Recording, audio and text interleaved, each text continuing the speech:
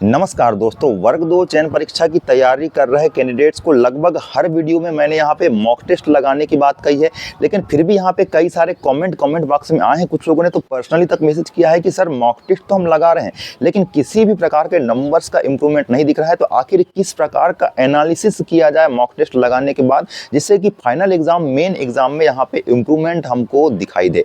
जी हाँ दोस्तों, अगर आप 100 मॉक टेस्ट ही क्यों ना लगा लें, लेकिन अगर आप ये गलती बार बार कर रहे हैं जो आगे मैं आपको बताने वाला हूं और एनालिसिस का तरीका गलत है, तो डेफिनेटली आपका यहां पे स्कोर नहीं बढ़ने वाला है और ना ही किसी भी प्रकार का इंप्रूवमेंट आपको यहां पे एग्जाम में देखने को मिलने वाला है। तो आखिर वो गलती क्या है? तो सबसे पहले तो हम समझते हैं कि मॉक टेस्ट में आपके आखिर नंबर क्यों इंक्रीज नहीं हो रहे हैं, भले से आपने 15-20 मॉक टेस्ट ही लगा लिया। तो सबसे पहला तो कारण ये है कि कॉन्सेप्ट की कमी। जी हाँ दोस्तों, कॉन्सेप्ट नहीं आता है, पहला कारण ये हो सकता है।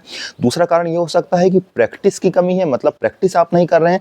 और तीसरा कारण हो सकता है लेक ऑफ रिवीजन, यानी कि रिवीजन की कमी। तो ये तीन मुख्य कारण ही है जिसकी वजह से आप चाहे कितने ही मॉक टेस्ट क्यों ना लगा रहे हो, आपके नंबर यहाँ पे इंक्रीज नहीं हो सकते। तो इसके पीछे का रीजन तो हमने बता दिया कि क्यों नहीं हो सकते। अब हम यहाँ पे ये जानने का प्रयास करेंगे कि आखिर आपने जो मॉक टेस्ट लगाया है तो उस मॉक टेस्ट का एनालिसिस आपको किस प्रकार से करना है। जैसे कि मान लीजिए कि चयन परीक्षा में आपके 100 अंकों का प्रश्न पत्र होने वाला है, तो इन 100 अंकों के प्रश्न पत्र को आप अपना जो भी टाइमिंग है, जिस भी ऐप से आप लगा रहे हैं, तो लगाना शुरू कर दीजिए। अब लगाने के बाद अब आती है एनालिसिस की। तो आप क्या करें, पहले 100 मार्क टेस्ट पूरे लगा लें, सबमिट कर दें। उसके बाद जितने भी आपके नंबर आ रहे होंगे, मान लीजिए आपके 65-70, मान लीजिए 70 नंबर आपके आए हैं, तो ऐसी स्थिति में बाकी के जो वो 30 क्वेश्चन है, तो उन 30 क्वेश्चंस को आपको ध्यान से देखना है। जी हाँ दोस्तों, बिल्कुल ज्यादा ध्यान से देखना है।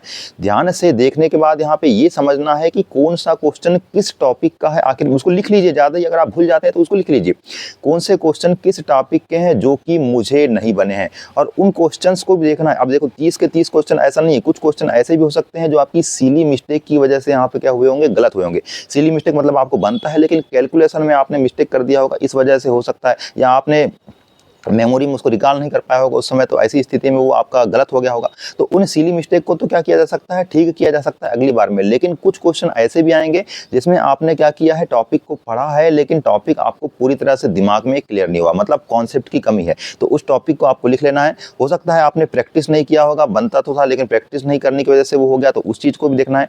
मतलब आपको क्या करना है, उस टॉपिक को लिख लेना है। और आप यहाँ पे अगर 3-4 मॉक टेस्ट लगाएंगे और सभी मॉक टेस्ट में आपको इस प्रकार से वही टॉपिक बार बार गलत होते दिखाई दे रहे हैं, मतलब होता है ना कि 4-5 आपने अगर मॉक टेस्ट लगा लिया तो ये दिमाग में आ जाता है कि मेरा ये टॉपिक क्या हो रहा है, बार बार गलत हो रहा है, मतलब इस टॉपिक में मेरे को ध्यान देने की जरूरत है। तो अगला जो मॉक टेस्ट आप लगाएंगे उसके पहले भैया पूरा वो टॉपिक को क्लियर कर लो। कौन से टॉपिक को, पहले जो आपने मॉक टेस्ट लगाया था, और जिन टॉपिक्स में अब चाहे आपके 5 टॉपिक्स निकल के आ सकते हैं। अब कई लोग कह रहे हैं कि सर यहाँ पे कोर्स कंप्लीट नहीं हुआ, भाई कोर्स ऐसे ही कंप्लीट होने वाला है। आप क्या करेंगे, अपने मॉक टेस्ट लगाएंगे, उसमें जो आपकी गलती आ रही है, जिन टॉपिक में बार बार गलती हो रही है, उन टॉपिक्स को पहले कवर करना है। इसके बाद अगला मॉक टेस्ट देना है।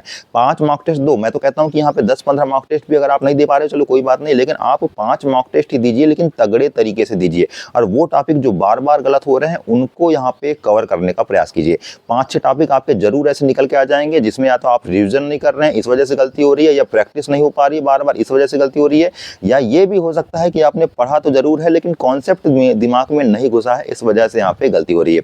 तो उन टॉपिक्स को लिखना है। अभी तक आप क्या कर रहे थे मुझे नहीं पता, हो सकता है आप लिखते नहीं रहे होंगे, तो उस टॉपिक का नाम को लिखिए प्रॉपर, जिससे कि यहाँ पे ये समझ में आ जाए कि आखिर गलती किस पोर्शन में हो रही है। दोस्तों इसी प्रकार की तमाम चीज़ों की गलतियां जो आपके सामने निकल करके आती है उसको भी आप कमेंट बॉक्स में जरूर कमेंट करें। आगे जो भी आपके इस संबंध में चीज़ें हो सकती है उसको भी लाने का प्रयास करेंगे, सुझाव जिस प्रकार के हो सकते हैं उसको लाने का प्रयास करेंगे।